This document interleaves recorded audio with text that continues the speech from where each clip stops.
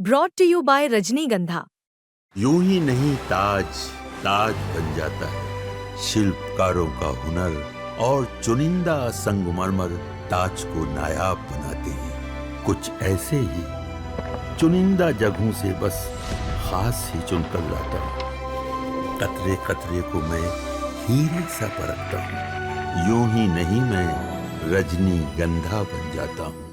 बिहार विधानसभा चुनाव की तारीखों का ऐलान भले ही ना हुआ हो, लेकिन पार्टियां अभी से ही रणनीति बनाने में जुट गई हैं। एक कर एक सभी पार्टियों की बैठक बुलाई जा रही है। इस बैठक में कई अहम चर्चाएं हो रही हैं। वहीं आज भारतीय जनता पार्टी की भी अहम बैठक बुलाई गई है। ये बैठक दिल्ली में बुलाई गई है।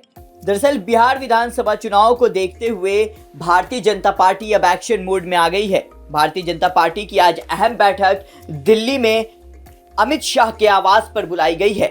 बिहार प्रदेश के सभी प्रमुख नेताओं को अमित शाह के साथ आज अहम बैठक के लिए दिल्ली बुलाया गया है। बिहार के बीजेपी के सभी प्रमुख नेता आज दोपहर 2 बजे केंद्रीय मंत्री अमित शाह के आवास पर चर्चा करेंगे। केंद्रीय मंत्री अमित शाह के आवास पर यह बैठक होनी है। बैठक में विधानसभा चुनाव के कई अहम मुद्दों पर चर्चा होगी, जिसमें से सबसे बड़ा मुद्दा होगा सीट शेयरिंग का।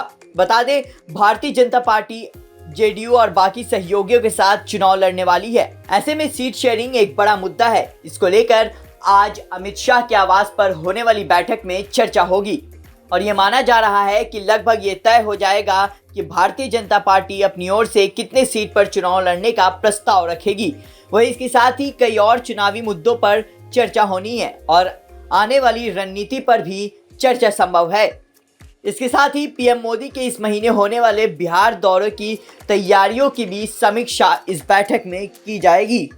गौरतलब हो कि इस बैठक में शामिल होने के लिए बिहार के दोनों डिप्टी सीएम सम्राट चौधरी और विजय कुमार सिन्हा कल शाम ही दिल्ली रवाना हो गए।